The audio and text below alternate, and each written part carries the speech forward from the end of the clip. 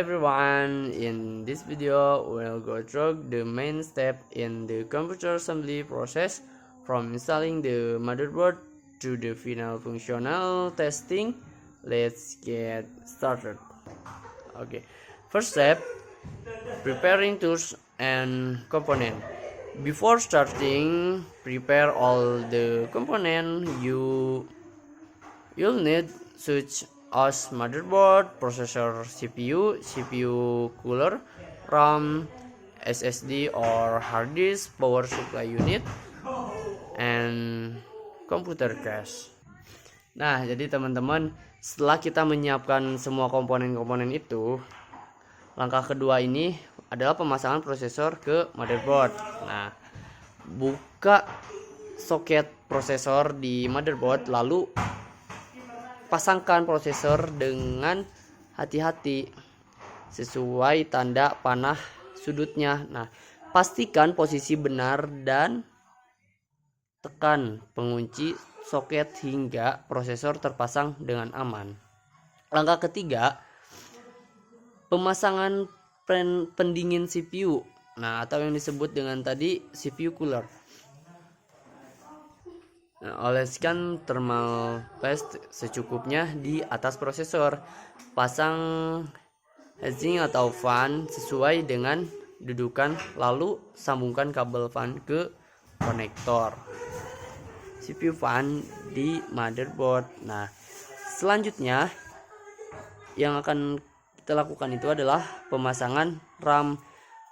Masukkan modul RAM ke slot yang sesuai, biasanya diberi warna berbeda.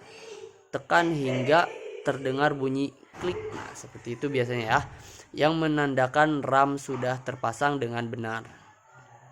Jadi waktu penekanan itu kita jangan nekan misalkan sebelah kanan doang, nggak bisa seperti itu, sebelah kiri doang. Kalau enggak dari kedua belah, di kanan dan di kiri, kita nekan, kita bisa tekan pas di tengah-tengahnya sampai bunyi tek gitu, jadi kekunci si RAM itu. Nah, terus langkah kelima itu memasang motherboard ke dalam casing. Tempatkan motherboard ke dalam casing dengan hati-hati, sejajarkan dengan skrup dengan dudukannya. Nah, lalu kencangkanlah menggunakan obeng. Pastikan ya, semua port belakang pas dengan rapih di bagian belakang casing. Nah, langkah keenam, pemasangan power supply atau PSU. Pasang power supply ke tempatnya di casing dan kencangkan dengan skrup. Sambungkan kabel daya utama 24 pin ke motherboard dan kabel 8 pin ke konektor CPU. Nah, langkah ketujuh itu pemasangan strong SSD atau hard disk. Pasang SSD atau hard disk ke slot yang tersedia di casing. Nah, lalu hubungkan kabel SATA ke motherboard dan kabel daya dari power supply. Nah, langkah yang ke-8 itu adalah pemasangan kartu grafis jika ada. Nah, masukkan kartu grafis ke slot PCI Express in motherboard. Kencangkan dengan skrup dan sambungkan kabel daya tambahan dari PSU bila diperlukan. Nah, langkah 9, pemeriksaan dan pengujian awal.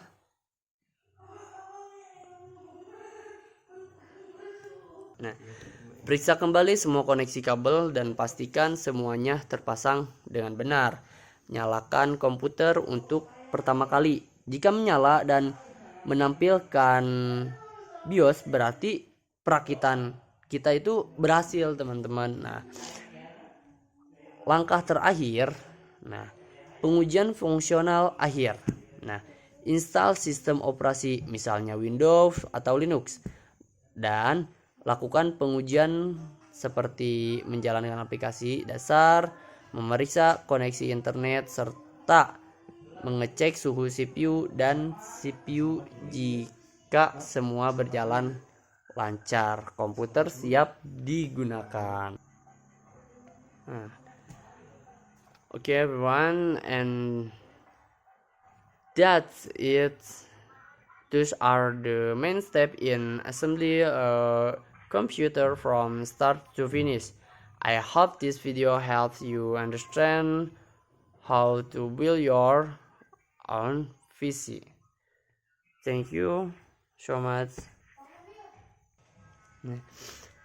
I'm sorry if there are many store shortcomings from me. Assalamualaikum warahmatullahi wabarakatuh. My name is Fathir Widodo, and I'm from Nusa Putra University, and I will explain to you what is a motherboard. The motherboard is the connection of layer of your various computer components. It also regulates the power received to said components through things like the VRM or voltage regulator module. There are many form factors for a motherboard. These include ATX, Advanced Technology Extended, Micro ATX, and Mini ITX. Each of these form factors goes smaller the further you go. There are more form factors like BTX and Mini ATX, but these are the most common ones. So, about the voltage regulating module from earlier, the VRM is the part of the motherboard that is responsible for regulating power. This component converts the power that comes from the power supply unit, or PSU, to a more appropriate voltage used by said components, such as a CPU or PCIe devices, or possibly M.2 slot, or memory slots, or memory easy like DDR5. The M.2 slot. This slot is used to connect an M.2 storage device to the computer. Despite what you may think, this is just a form factor and does not indicate speed. In fact, an M.2 slot can support does actually harbor the SATA protocol in addition to the NVMe protocol. However, the SATA protocol ones tend to have two notches, but the NVMe ones only have one. And now, the CPU socket.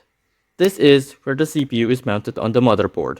They have many different forms such as socket 7, which is used for the Pentiums, LGA 2011 for early 2010 Intel CPUs, AM5, the current AMD CPUs, AM4, the previous generation, LJ 1851, the current Intel Core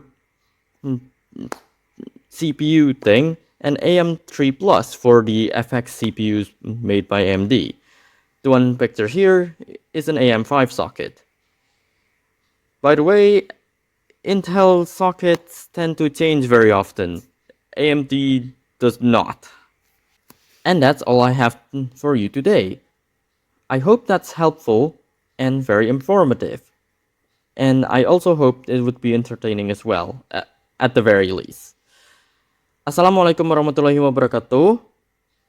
And this is Faizi from Nusa Putra University. Hello everyone, let me introduce myself. My full name is Diki Abdullah Upara, and you can call me Diki. And here I will explain briefly and concisely what a CPU is. CPU is Central Processing Unit in the main brain of a computer that process and executes a command for program and the system. CPU function. Number one, process data. Performance calculation and logical operation. Number two, other competence manages the work of RAM, hard drive, and the input-output device. Number three, execute program. Instruction reads and runs command from software. Uh, Uses of the CPU runs application and the operating system process user comments. such as typing, gaming, or browsing. Coordinates the overall workflow of the computer from speed and efficiency. In short, without the CPU, a computer cannot think or operate. Okay, thank you. Hello everyone, on this occasion I will explain what the function of PSU or power supply unit for a computer. PSU is one of the most important components in a computer. Function to supply and regulate electrical power to all parts of the system. The PSU convert the electrical current from the main power source, such as household electricity in the form of alternating current or AC, into direct current or DC, that can be used by computer components such as the motherboard, processor, graphics card, and storage device.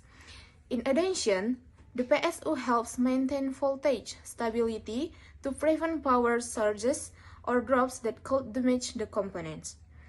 The quality of the PSU greatly affects the overall performance and durability of the computer, as unstable power delivery can cause system malfunction or even permanent damage. Okay, hello everyone.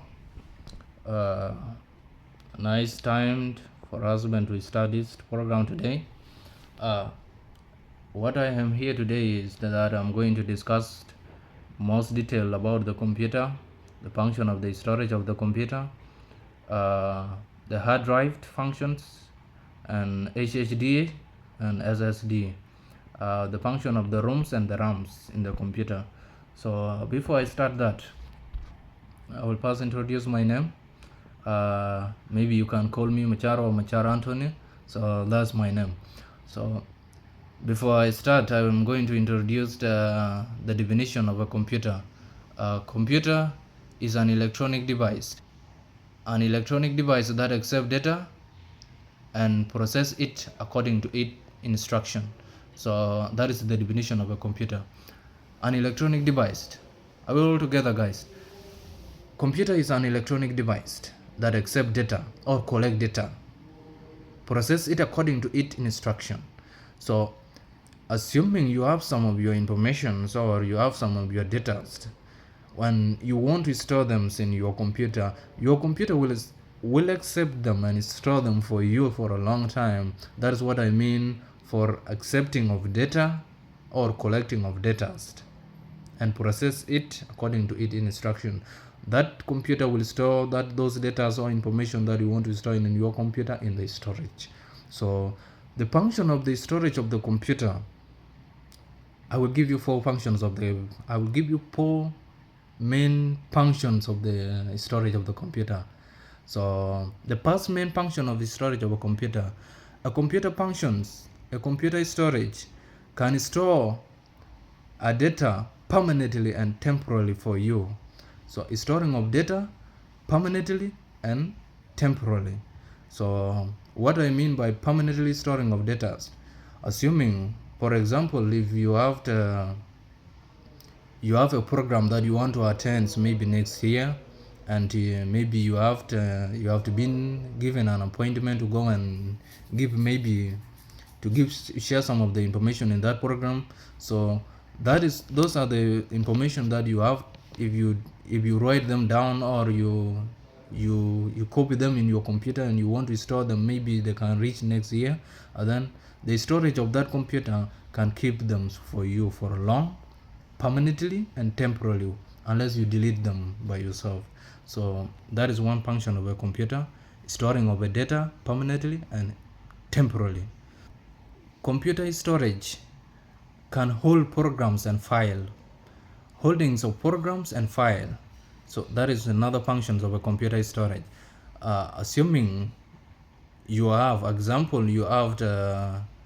maybe a programs, holdings of programs and file. You have a file, maybe you are someone who is working somewhere and you are searching for a job. You have most of the file that you have to keep them in your house.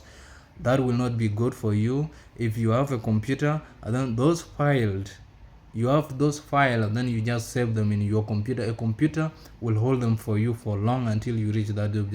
Searching that job, you just move with the computer. If you reach that office, then you just open your computer, your files, the details will appear in your computer. That is the function of a storage of a computer.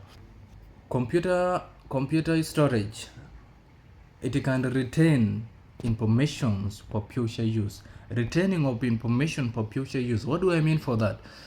What do I mean about that? Retaining of information for future use in the storage of a computer. Maybe in future, maybe you plan to do something in future. This is the right time. Maybe you want to write them down. In future, I will do this. In future, I will do this. You just copy them down and then you file them in your computer. Your computer will hold them. Those are details for future use. Those information for future use, your computer can retain them for long for you. That is what I mean by computer storage is good in retaining of informations and data for future used. A computer storage is providing quick access to data when need in used.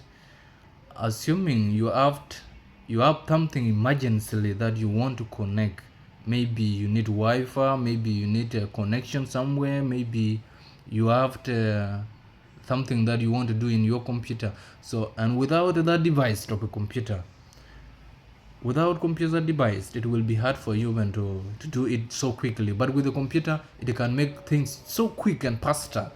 So that is another function of the storage of a computer. So those are the function of the storage of the computer, and by now I will go and Assalamualaikum warahmatullahi wabarakatuh. Perkenalkan, nama saya Nabila Rosa dengan NIM 2025004062. Di sini saya akan menjelaskan fungsi RAM dalam komputer. Fungsi RAM dalam komputer adalah sebagai memori utama yang digunakan untuk menyimpan data dan industri sementara saat komputer sedang bekerja. Artinya, RAM berperan penting agar komputer bisa bekerja dengan cepat dan efisien. Menyimpan data sementara, RAM menyimpan data dan program yang sedang digunakan oleh prosesor ketika komputer dimatikan. Data di RAM akan hilang, bersifat volatile. Meningkatkan kecepatan akses data. RAM jauh lebih cepat dibandingkan media penyimpanan seperti hard disk. Karena itu, data yang disimpan di RAM dapat diakses berproses dengan sangat cepat. Mendukung multitasking. Semakin besar kepastian RAM, semakin banyak aplikasi yang bisa dijalankan secara bersamaan tanpa membantu komputer melambat. Membantu proses pengolahan data oleh CPU, RAM menjadi tempat CPU mengambil dan menulis data secara cepat selama proses komputer berlangsung. Menyimpan data dari sistem operasi dan program aktif. Ketika kamu membuka program seperti browser, Word, atau game, data dari program tersebut dimuat oleh RAM agar bisa berjalan lebih cepat. Contoh sederhana, saat kamu membuka Microsoft Word dan mengetik teks yang kamu tulis disimpan sementara di RAM. Ketika kamu menekan save, barulah data itu disimpan permanen di hard disk atau SSD. Sekian, terima kasih. Wassalamualaikum warahmatullahi wabarakatuh. Hello everyone, my name is Bertania, yorena Ginting. I am from Nusa Putra University. My name 2025 0050 130. So, on this occasion, I will explain according to our group. There are 5 things that need to be considered when we want to selecting a computer. The first is compatibility between components. The second is performance. The third is energy efficiency. The fourth is user needs and budget. And the last or the fifth is quality and brand. Okay, on this occasion, I will explain about the first one is compatibility between components. On this part, you need to pay attention for CPU and motherboard. Ensure the processor or CPU mates the motherboard socket Intel LGA 1700 or MED5. And also, RAM and motherboard, pay attention to the type DDR4 or DDR5 maximum capacity and RAM speed supported. And also, GPU and motherboard PCIe slots must be compatible PCIe 4.0 or 5.0.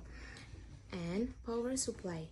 Ensure the power supply unit or PSU has the right voltage and connectors for over components. And the last is physical size or form factor. Components must fit in the case ATX, micro ATX, or mini ATX. The second is performance. On this occasion, the required performance must be in accordance with the function of the computer. For example, if you want a computer for gaming, you need to focus on a strong CPU and GPU. And if you want a computer for design, graphics, video editing, you need to prioritize a powerful GPU and also large RAM. And if you want computer for office work or studying, you need moderate CPU and RAM are sufficient. And also, storage speed, use SSDs or especially NVMe for fast building and loading times. And the last, cooling system. Ensure adequate cooling for the CPU or GPU to maintain stable performance. The third is energy efficiency. On this part, you need to pay attention for power consumption. Choose a power supply or PSU with a high efficiency rating, such as 18 plus bronze, silver, gold, or platinum. And also energy efficiency or CPU and GPU. Newer models are often more efficient without sacrificing performance. And also for the last, power management. On this part, modern motherboards support energy saving features like sleep mode or voltage control. The fourth is user needs and budget. Purpose of use. What is the purpose you need computer? Is that for gaming, editing, programming, office work, or servers? Will require different specification. And also scalability. Consider future upgrade possibilities, additional RAM slots or space for a new GPU. And also budget. Find a balance between performance and price. The most expensive components are not always the most efficient for your needs. The fifth or the last is quality and brand. Choose a brand with a good reputation. Pay attention to warranties and user reviews to avoid problematic products. That's all about our opinion for selecting computer. My name is Bertania, yorena Ginting. Thank you for your attention and see you.